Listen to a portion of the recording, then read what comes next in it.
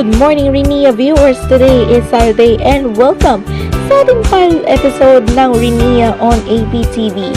Ihatid sa inyo ang mga latest happenings and trends na magpapasaya ang inyong Saturday morning. At narito na ang mga trendings.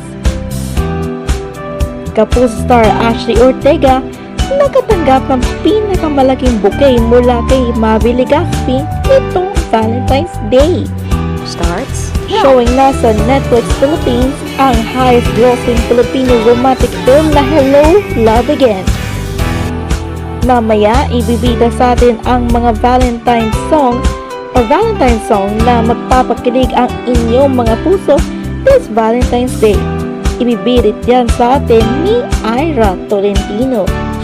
At ang dalawang pusang yan na lagi nag-aaway pero lambingan lang din ang kasunduan. Trending!